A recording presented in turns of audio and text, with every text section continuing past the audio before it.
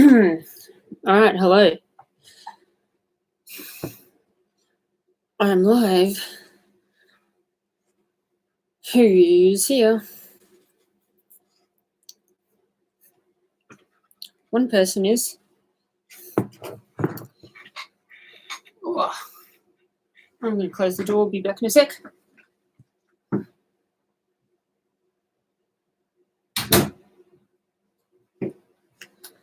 All right. My screen is very dusty because I have not been out with my laptop for quite a while, as you can imagine. All right, that'll do. So, channel updates, I guess, first. Nothing's really changed.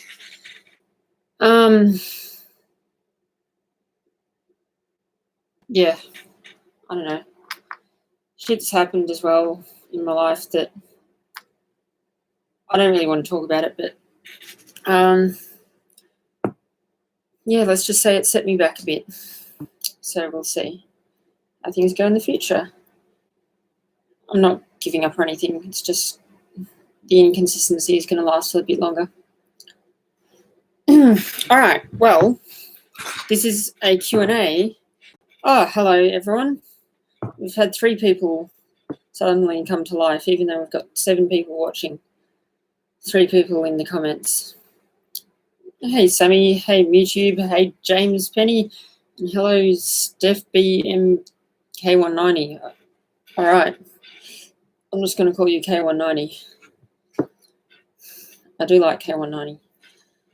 All right. Well, how we're going to run this stream is I've got a couple of questions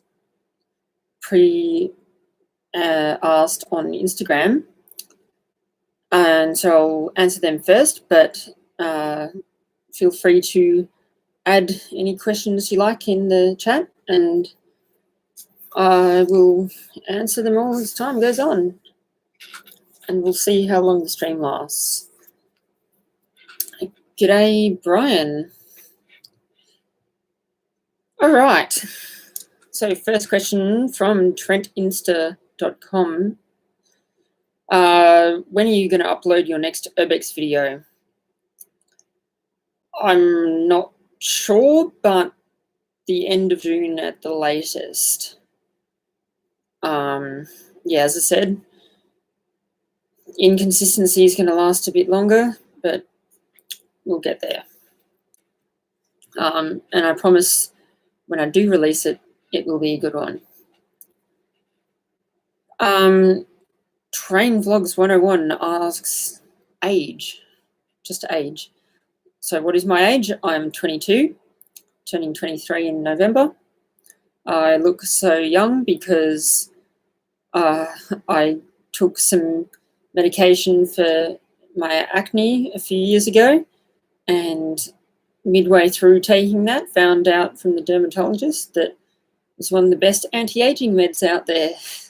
So that's a funny little story.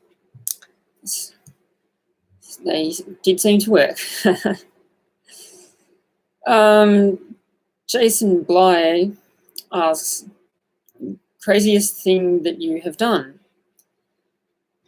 That's a hard one to answer. Craziest thing that I've done. I should have thought of this ahead of time.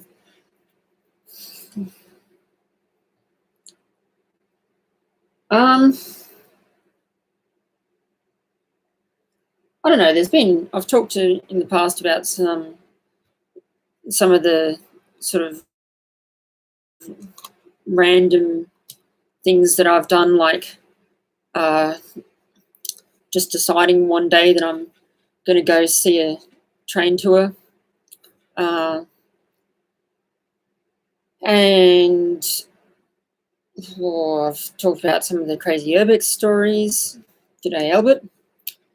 On the theme of trains again, ditching my Year 12 exam study to go on a rail tour. That was probably one of the craziest things that I've done.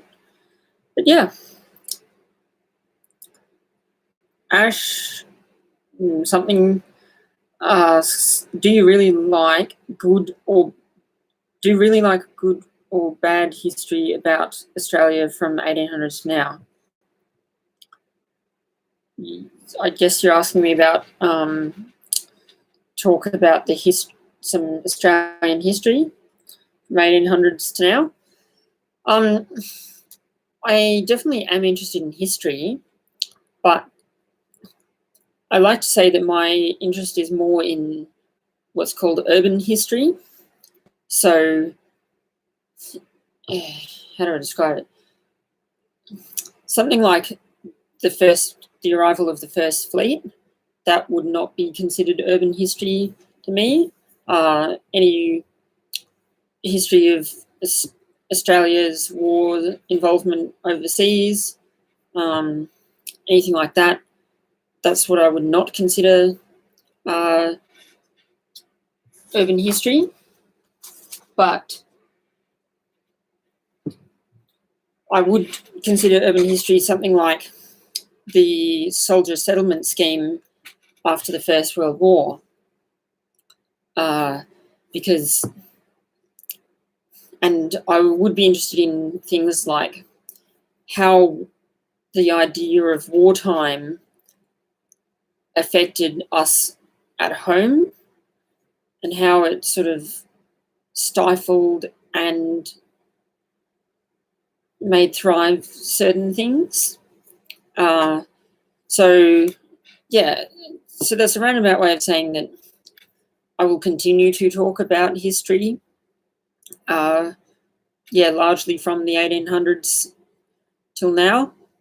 But it's going to be in a specific manner, not in a sort of macro scale, if you like. Steph asks if I know of Trugo. No, I don't think so. You'll have to explain. Penny 7091 asks, how did you carry camera gear when you went to Queensland? There's no multi-day packs that have camera storage. That is a good question. Multi-day packs are just like a big open space. And yes, you can just sort of chuck everything in there on its own, or you can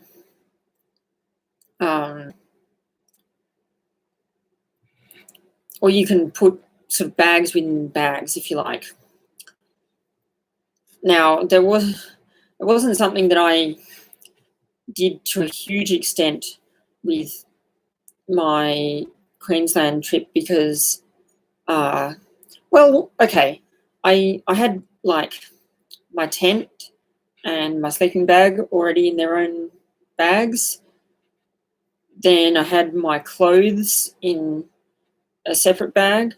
But then everything else, which was sort of my day-to-day items, including my camera gear, I had inside of another backpack, which I've got. It's just this. So, fairly normal sort of backpack. So I would get the big multi-day pack and then put this inside the multi-day backpack.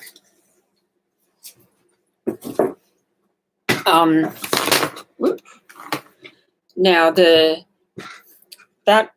worked well for me because I didn't actually have to carry around my multi-day backpack that much.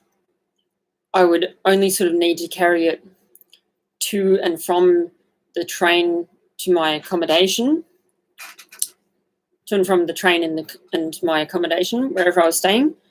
So let's say flying from Melbourne to Brisbane, I would take my day pack out, and that was my carry-on, and then get the big multi-day backpack, and that was my check-in luggage.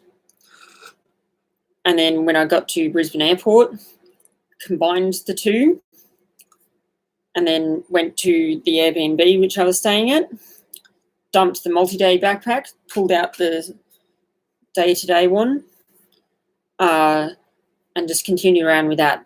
So you see, that's what I mean. It's that I wasn't needing to carry around both at the same time that often. So accessibility to my camera gear, well, the fact that that backpack can be accessed from the top like a normal backpack,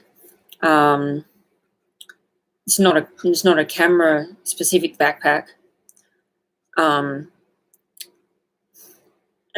So yeah, I could access stuff from the top, and that helped.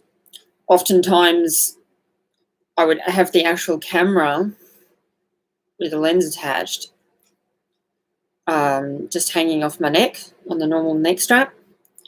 So yeah, the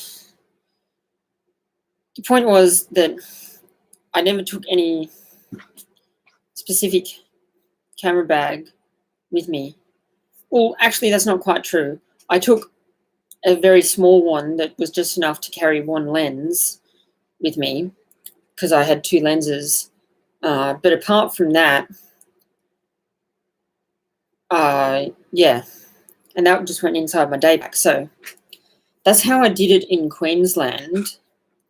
Now, since Queensland, I have got a new camera backpack, which is this one. Let me just zip it up.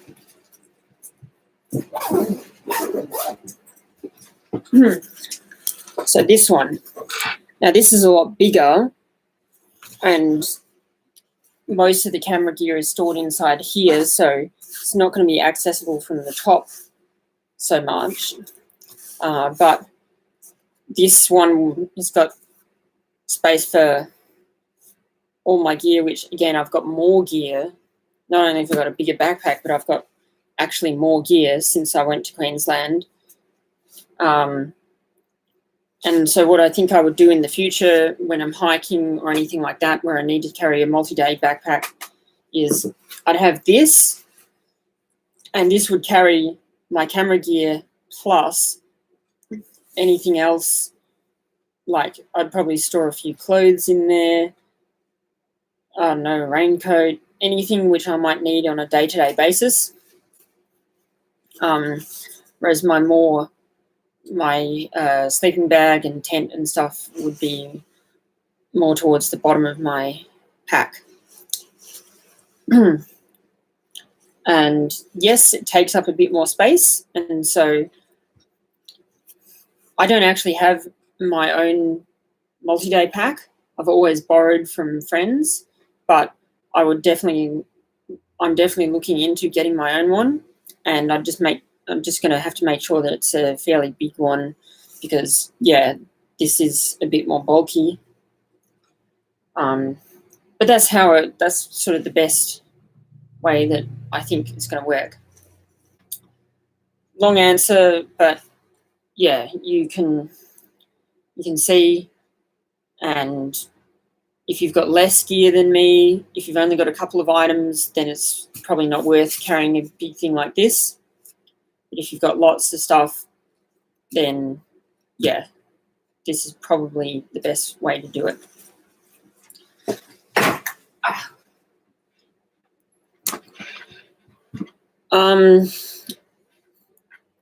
What else? Okay. Next question from Dan JW07_retail. Where did that Flinders Street station sign come from? He's talking about the one in the thumbnail, which... Oopsies. He's talking about this one.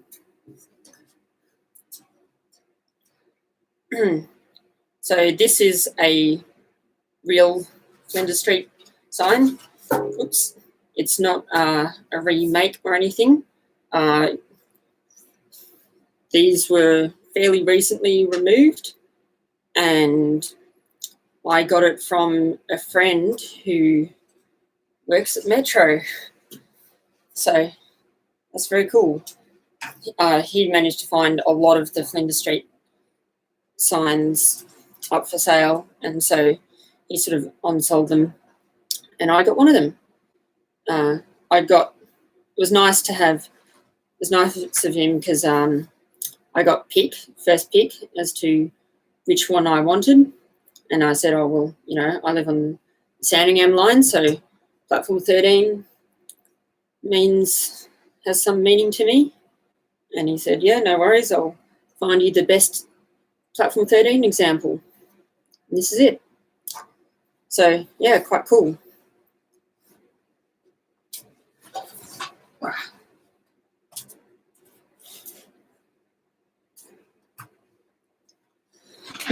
I generally like to have it facing away like that because I don't want it to be sun damaged in any way. I mean, those signs are pretty resistant to sun, given that they are designed to be out in the open anyway, but yeah, just for like thinking on a scale of decades. EL.XR6 asks, future meetups, ? Like the train track walk you did years ago. Yeah, we never, on Fogarty Avenue, we never did any track walks as a meetup. We did do a few track walks, but they were exclusively with friends. Having said that, I am planning with Les to walk the WebDoc line sometime in the future as a meetup. So I'll announce details of that when appropriate. But yeah, I'll definitely be doing some meetups in the future that include walking. Yeah. I think there was one more.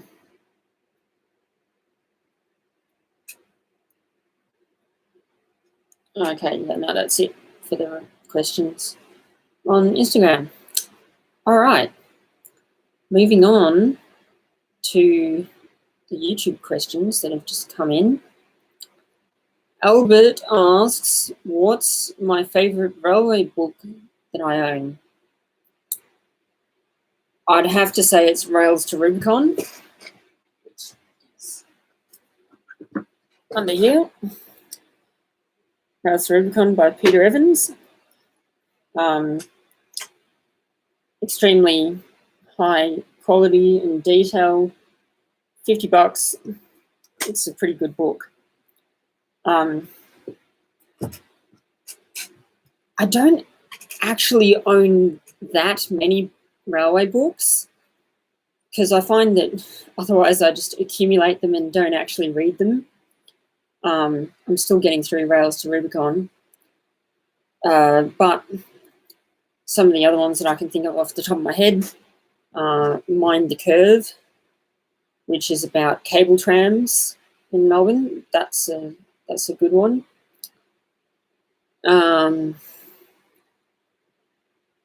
What other ones have I got? I've got Outback Railwaymen, which I'm yet to read, but that looks good. I've got another one about the Commonwealth Railways, which I'm looking forward to reading.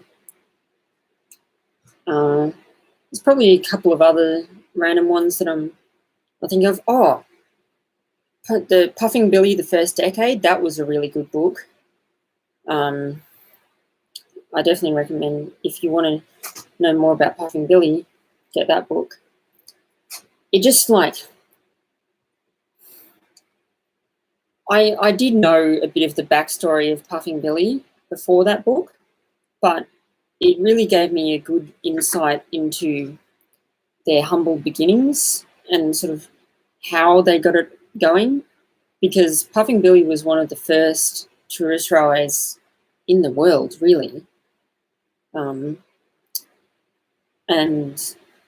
yeah, it was a very interesting read. I highly recommend that one. But yeah, there's probably a few others that I can't think of off the top of my head. I have other people's places that I can go to for more specific research books.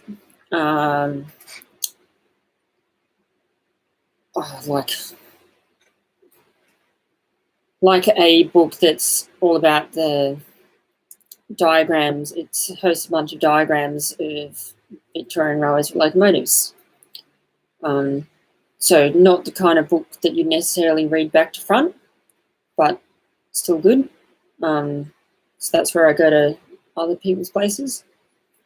And yeah,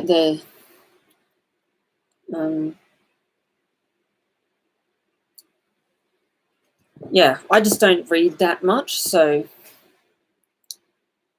I'm not one to get that many books, but I'd like to continue. And yeah, I'm looking to get in the near future as well books on the Howltown tramway and all the Warburton area tramways, and I think that's called Arsenic and Molasses, something like that.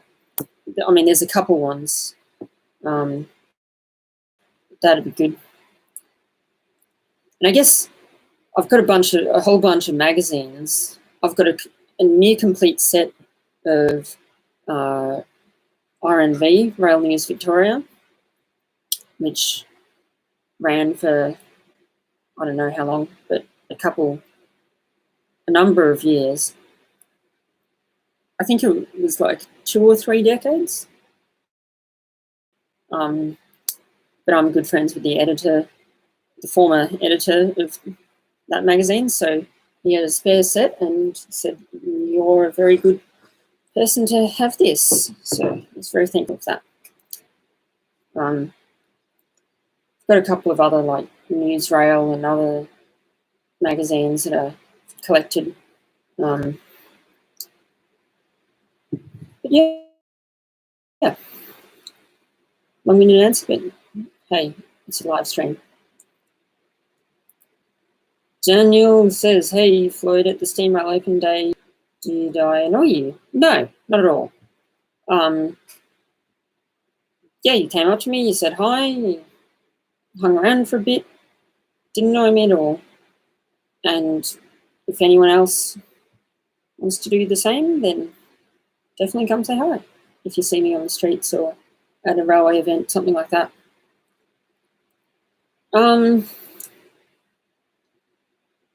K190 says, Trigo is the game developed by the workers at the Newport workshops. I saw it at the Steam Rail Open Days.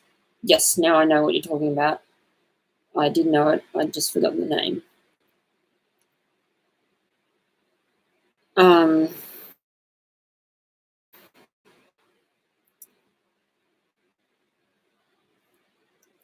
Love the station sign, that's awesome. Brian says, I had a pack like that for school. I put the camera, computer, books, and accessories in it. Yeah, so the whole message with that was just be creative. You'll find a spot to put stuff. It doesn't have to be perfect.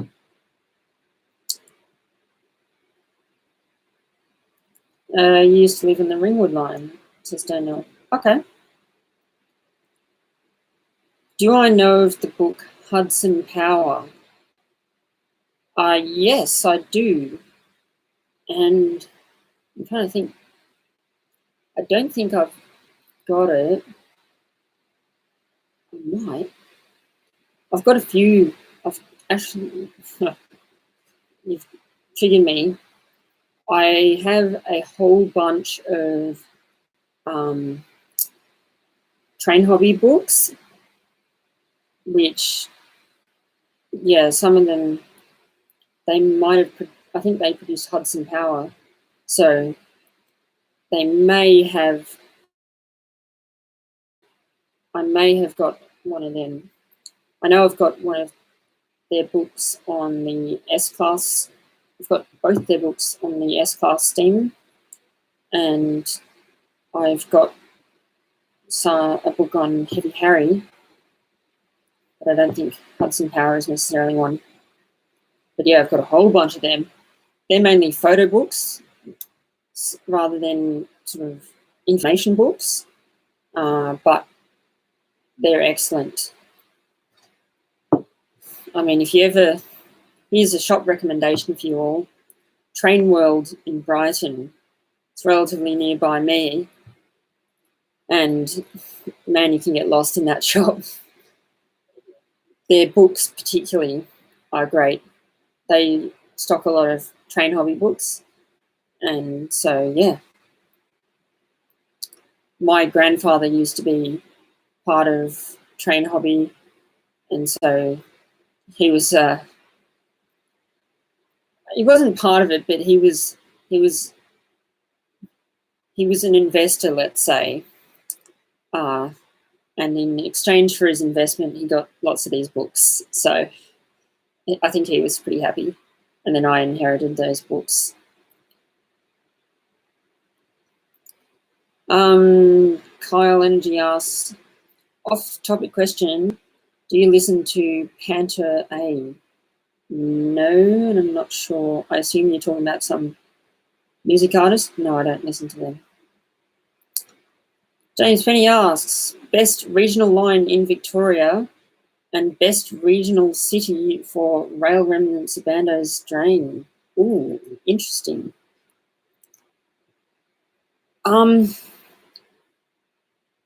I'd say that if you're going to catch a V-line train to anywhere, I haven't quite been on every V-line train. I've still got to do Warrnambool at least, although I know the area. I've been down there in a car a few times.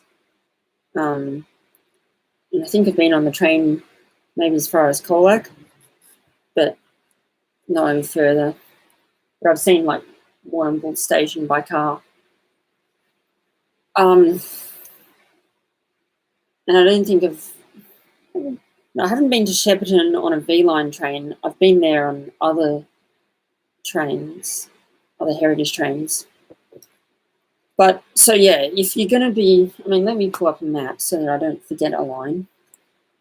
But I think if you're going to go on any regional train line, just as a V-line trip,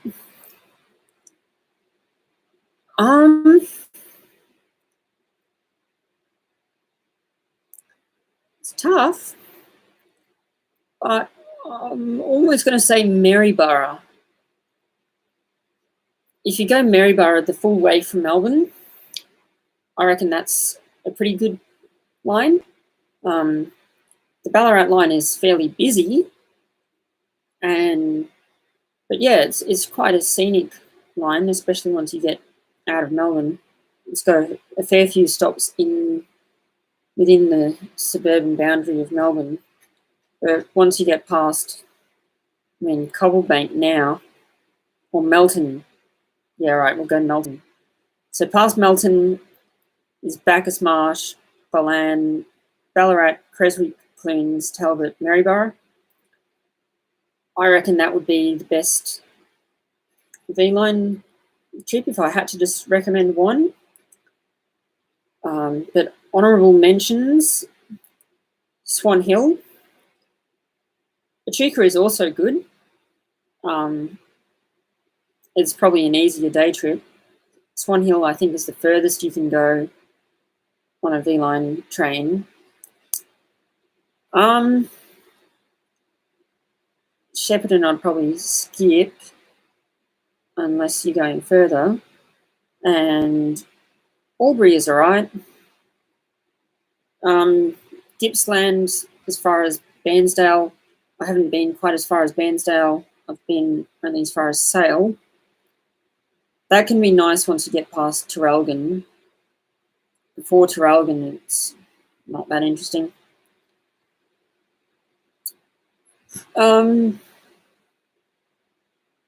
Yeah, Warrnambool line beyond Geelong is also good. But if you're going to take a heritage trip on a regional line in Victoria, now that opens up a whole lot more possibilities. Tokemall is a favourite of mine. I really like Tokemall, and you go past Shepparton there.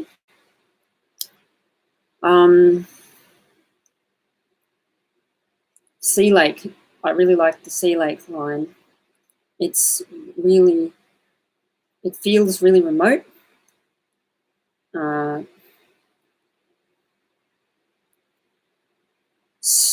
Oyen to Murrayville is also an interesting one, especially now that it's standard gauge, but even before it rarely saw a tour just because of how far away it was, and Mildura for that matter. They can be good if you want to feel like you're really going into the desert. But yeah, a few tours ever run there. If you want just like a line that you probably didn't even know existed, the Rainbow line, Dimboola to Rainbow, there definitely hasn't been a rail tour there in many years. So hopefully once a few groups get standard gauge tours up and running, which I know is in the pipeline, that will be good. Oh, runner-up, Echuca to Lamba line. The scenery, I say runner-up because the line's actually closed, but it may reopen in the future. And I've been on it when it was open a few years ago.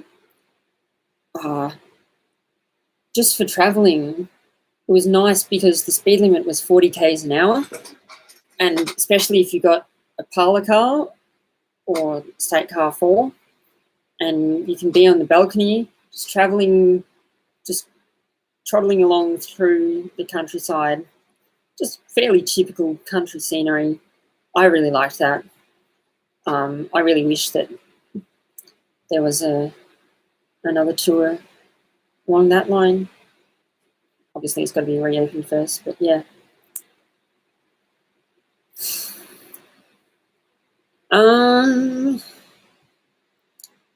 What else?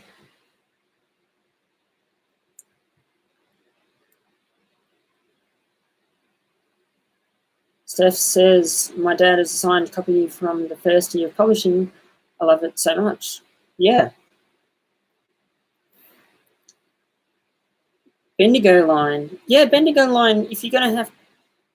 Bendigo line is a nice one. Don't you have to change for Maryborough? No, you don't. I mean, you can, but what they do is they run a 6-car velocity from Southern Cross to Ballarat, and then at Ballarat they split the two into 3-car sets. One 3-car set goes to Ararat and the other goes to Maryborough. So I forget which one is the front and which one's the back, but I think the back one is Maryborough. Let's just say it is. So if you get on the back 3-car velocity or at a certain time, then you can go all the way through to Maryborough. Or yes, you can change at Ballarat as well if you want to stay there for a bit. When I did the Malort line, we went up to Ballarat in the morning, did some stuff in Ballarat during the day, and then went to Maryborough at the night, which you will have obviously seen.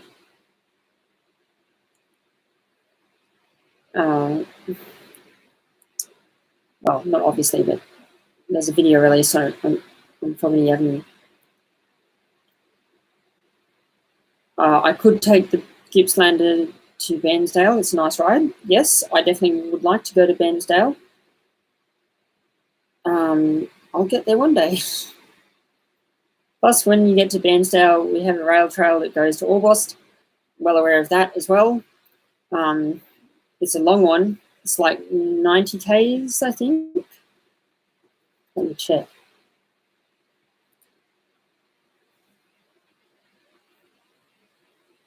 But I would like to walk that one day, but yeah, 96 kilometers. So there you go. I'm potentially looking at doing a rail hike in Tasmania in January. That will be interesting. If we've got more time later, I'm happy to talk about that.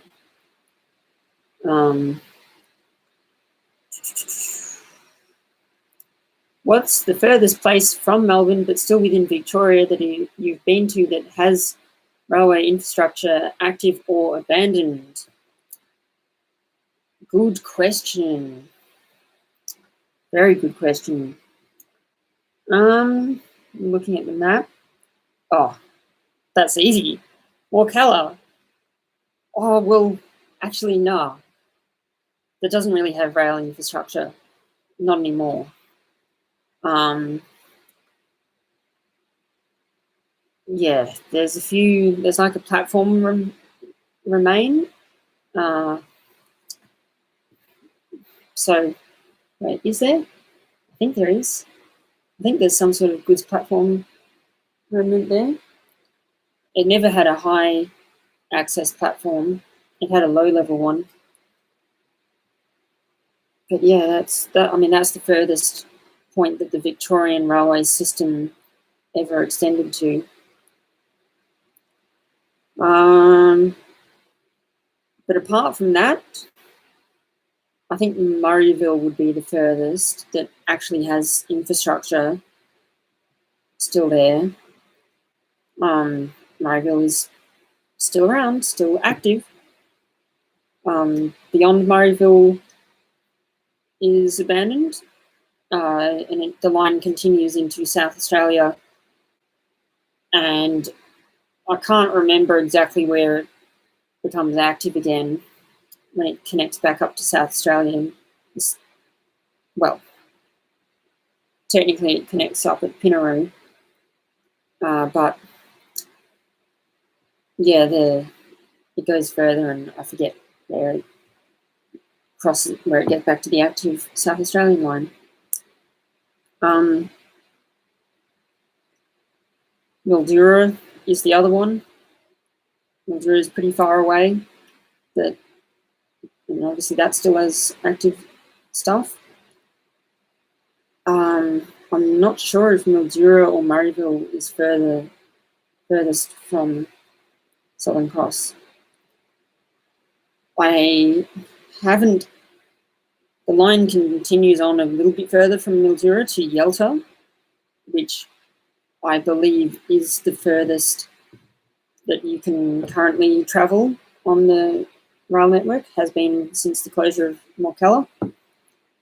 I've been to Mildura, haven't been to Yalta yet, but next time I'm up that way, I will definitely check out Yalta.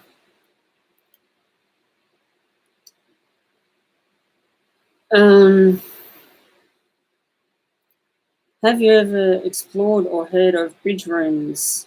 Sorry for spamming. No, ask away. We've still got like 20 minutes left, so ask away. I don't care how many questions you asked, the more the better. But bridge rooms, yes, I've definitely heard of them. I guess I have explored one. I think, yeah, which is the one or two, I guess two. I sort of count them as one, but it's two. The viaducts on the Albion Jacana line, Sunshine to Broadmeadows. So the Mooney Ponds Creek viaduct, I've been inside of that bridge, walked across that bridge underneath the tracks. So that was pretty cool. And yeah, the other one, I forget where it is exactly, but it's along that line. You probably know what I'm talking about. Again, similar sort of story. I'm pretty sure I've been in that one as well. But I don't usually go to bridge rooms simply because they're locked, and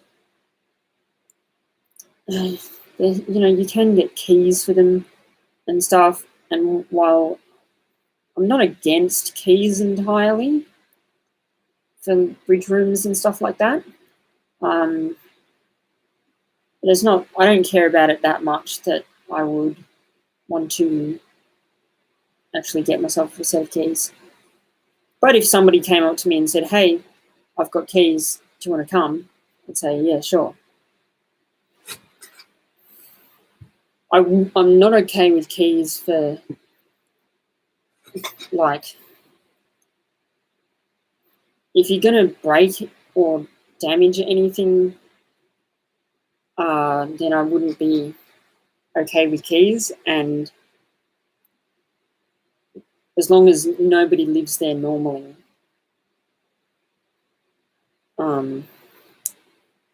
so yeah, that's when I'm sort of okay with keys from a moral perspective. Kyle says, I haven't kept up with all your content. You may have answered this question, but what is your scariest urbex story? Have you ever been caught or have you been spooked by something? I have answered this in a previous live stream, but I'll briefly go over it. I'd say that the scariest urbex explore that I sort of had was of the Amcor paper mill, for two reasons. It's not a scary explore normally. It's actually a very cool place, but this one time I went, I was in this pump house and went down the bottom to where it's flooded down the bottom, and then I realised before going up that there was a live snake there that I'd stepped over, and I ran up the stairs, and the snake hissed at me but didn't bite me, thank God. I don't, still to this day, don't know how I got away with that without the snake biting me. But yeah, that was that. And we got busted on our way out as well. So way out of the main pay mill in the evening. Maybe I'm confusing two separate times. I forget.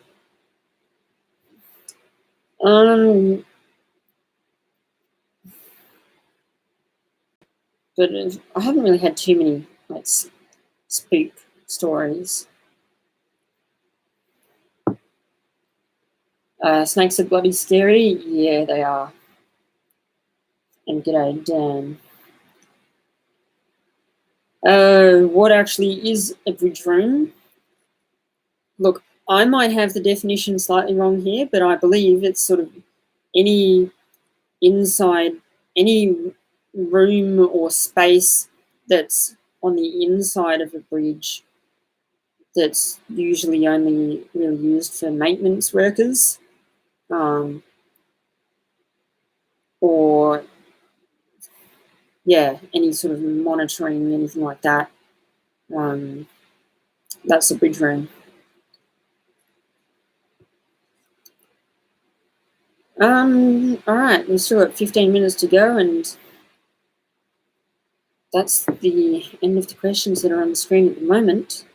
But feel free to continue to ask any questions. In the meantime, I'll fill in with talking a bit about how my trips have changed due to the virus. I think I discussed this in a previous live stream, but I had planned to go back to Queensland in July, or my family was thinking of going to Japan, so I was thinking of maybe going there. And although at this stage it does actually look like by July the borders will have opened again, I'm not certain that all the things that I want to do will be open again by July. So I've basically put that trip on hold until next year. Plus I've sort of just chosen to spend my money on other things, so I don't really have the budget to do that. But yeah, next June/July, I will look at going around New South Wales by train for a bit, and then heading up to Queensland and doing the last of Queensland. However, a replacement for, because I normally plan for one major trip each year, so I essentially won't have a major trip this year. I'll have a bunch of minor ones, but I instead am actually planning on heading to Tasmania in January, which again I haven't finished planning for that or anything like that, but yeah, I think it would be cool. Tasmania doesn't have any government-run passenger trains anymore, but there's plenty of tourist railways around, and I like the scenery of Tasmania. There's a couple of very cool abandoned lines, and I'm planning on hiking over a few days the line from Burnie to Stanley, I'm pretty sure. But yeah, that will be cool. And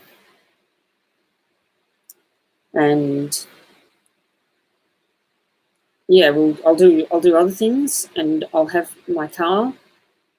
I plan to take my car across on the Spirit of Tasmania.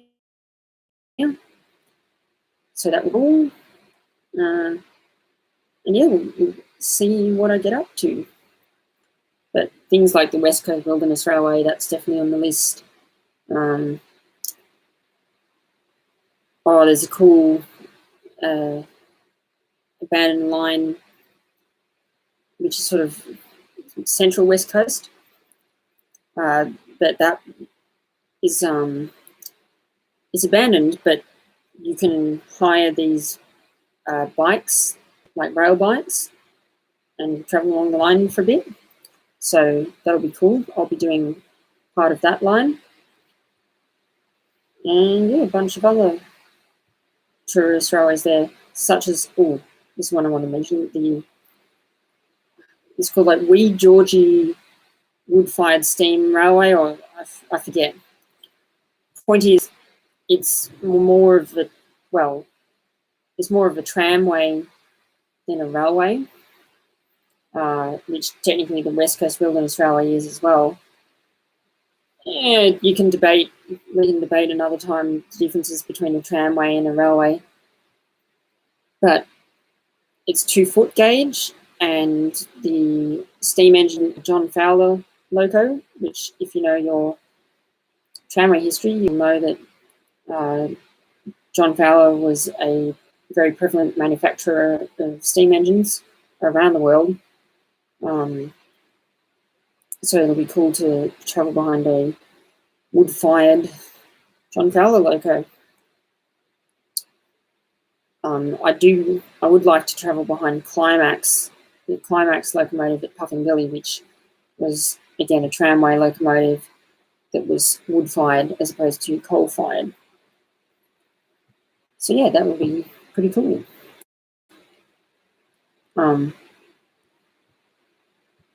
Dan asks, have you ever been to Burwood Highway Place over the east? I think you mean. I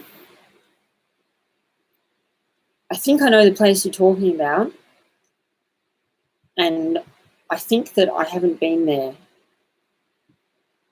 I plan on going there, but yeah, I don't know. I guess I can now that outdoor recreational activities are allowed.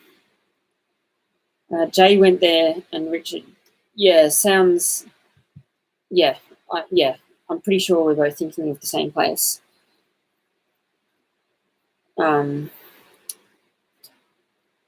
Yeah. James asks. No, it's gotten worse now. Yeah, no surprise. James asks, do you have a job? If so, what? Yes and no is the answer. I'm approved now for Uber Eats, although I haven't actually had the chance to get out there and do some Uber Eats runs. But there's that. In the past and continuing, I have done some local computer help, just sort of like I did a letter drop a few years ago, just sort of said, hey, this is me, this is what I can do, and I got a couple of people, everything from like setting up backups, fixing printers, to teaching old people how to use the computer for the first time. You know, some of them I had one person who I had to teach them everything, like what is a mouse, what is a keyboard, how do you use the mouse, how do you use the keyboard, what's left click, right click. You get the idea. And then, yeah, so that's cool. And I still do a bit of that. It's not too frequent, but actually a family friend of mine works for the NDIS, National Disability Insurance Scheme, I think. Anyway, it's a disability support thing. And so she said that a lot of her clients need computer help, and so it looks like I'm going to be connected to a few of them. I've already done one job, and that pays really well. I don't set the rate. Normally, if I'm just going like around the local neighbourhood, I charge $25 an hour. But with NDIS, they set the hourly rate and they pay you. It's not the disabled people that are paying you, it's NDIS. So I get paid $50 an hour for that, which is like, sweet, I'll take it. They don't let me charge any more or less, but hey, I'll take $50 an hour.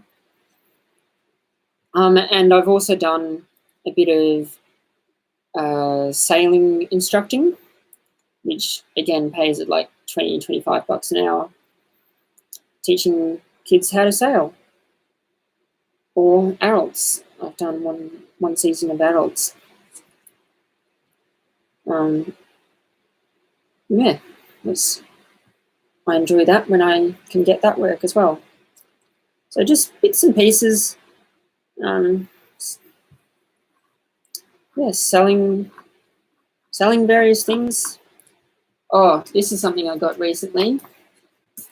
An iFixit toolkit. I previously had this cheap job for the most part. Oh, come on. And we're back.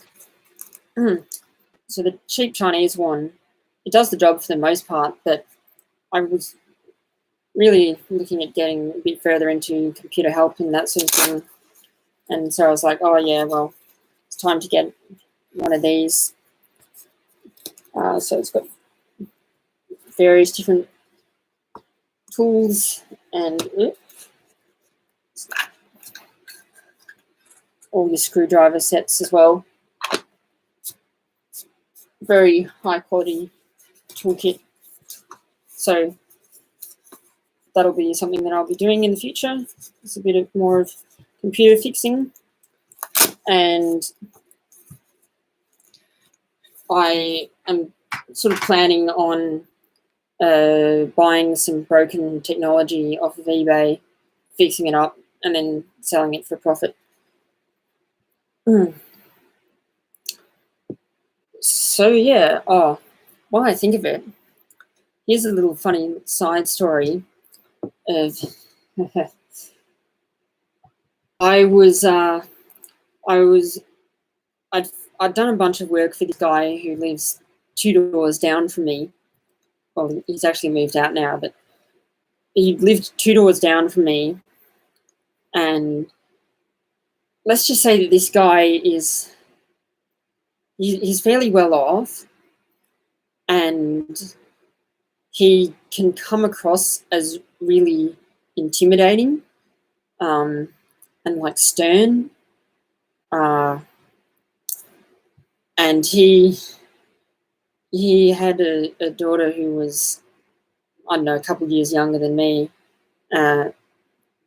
Now, I wasn't trying to date her or anything, but I just so happened to see pinned up on the wall, and this was when I was like 17, 18. So she would have been, I don't know, 16, 17. But a permission to date my daughter slip for like any potential boyfriends of her. I was like, right. Just gives you an idea of the sort of person he is, this guy. But like once you get to know him, he's pretty laid back and everything, and he's very reasonable. I don't have a bad word to say about him. But anyway, I had done a bunch of work for him, setting up backup systems, fixing various sort of software issues on his computers at home. And they were all Macs, which I sort of specialize in, if you like. And he had an old iMac. And I was like, he was almost ready to throw it out. And he said to me, oh, look, is there anything that you can do to like really speed it up a bit? Like, replace any of the components or such. And I said, well, I could put an SSD in there, which for those of you who don't know is a solid state disk, a hard drive. It's basically a lot faster than the normal ones that you've found in at least that generation of iMac. All modern ones come with SSDs pre-installed. But I was like, yeah, look, I can put an SSD in, and that will make the computer feel like it's new again for a little while. And so he was like, oh yeah, it sounds good. And I talked to him about the cost of doing that, and it was going to cost him, a couple $100. And he was like, yeah, it's worth it for putting a bit of life into an old computer rather than getting a new one. And this guy has he had 4 iMacs in the house. So again, he's well off. But anyway, I had done SSD replacements in a couple of computers before, but I'd never done it in an iMac before. And iMacs are just about the most difficult computers to work on. And I sort of knew that, but I didn't really realize it until I got into it. So in order to access the hard drive, you have to first take off the glass panel on the front, which is attached magnetically. Then you've got to take the display assembly itself out, but be careful, don't take it out too quickly, because you will then,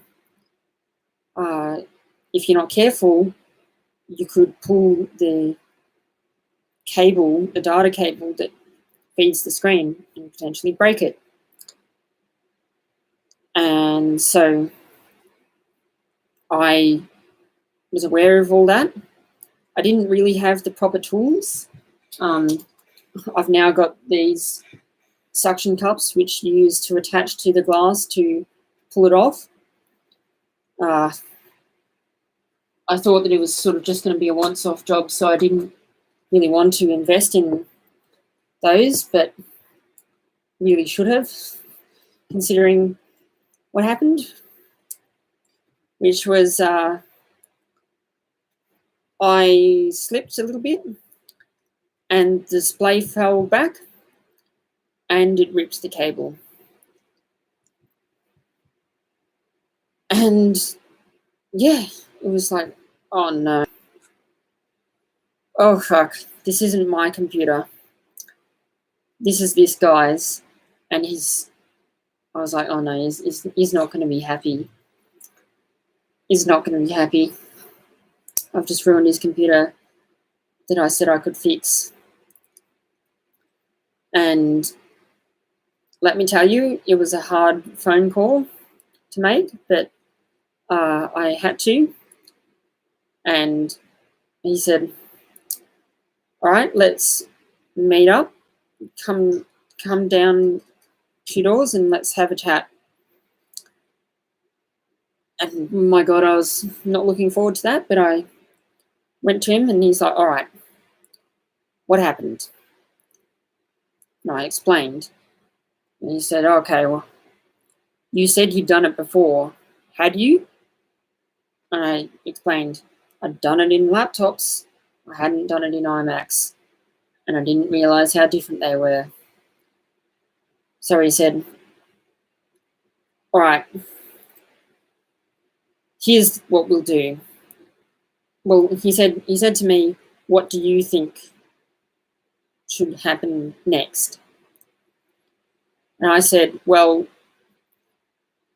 I think what should happen next is I'll put it on eBay and I'll sell it for parts, and then I will get that and pay you the difference, pay you that, and the difference between that and getting another working one of the same age. And he said, all right, that sounds pretty fair. How about this? I've got a better idea. You sell it for parts and we split the profits 60-40 in his favor. I was like, yeah, all right. You suggested it, not me. So, as I said, he is a very, very reasonable guy. And yeah, I ended up making more money than I sort of thought off of broken iMac, trying to fix this. But yeah, let's just say I don't want to repeat that incident. Every time you tell that iMac story, it fills me with anxiety listening to it. Yes, fills me with anxiety. Hence why, because my dad has an iMac and it needs dusting out, and I was like, oh well, if we're going to dust it out, we're going to get these things. Get the proper tools. Don't try and do it the silly way. So yeah, We're going a little bit over time, but the final question, which I'll answer, is from James Penny. It says, am I interested in film cameras? Yes, I am. I'm pretty sure in my live stream about my camera gear way back, I talked about the film camera which I bought my mum, which was a medium format.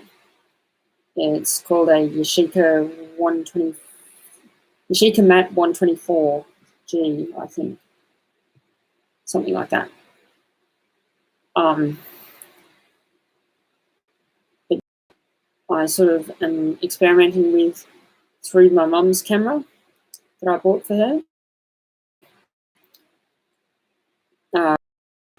Yeah, it's a different world, and I think that film produces a different look digital, and if you like that look, then absolutely go with film, or why not do both? I shoot on digital 99% of the time, but 1% of the time I will shoot film. So yeah. All right. Well, that's it for this live stream. Filled up the time nicely, which is good. Next live stream in 2 weeks' time. And yeah, topic announced on the day. But I think it will probably be on my history with research. But we'll see. All right. Well, thanks everyone for watching, and thanks for the questions, and I'm glad I could answer them in a comprehensive manner. All right. See you later. Bye-bye.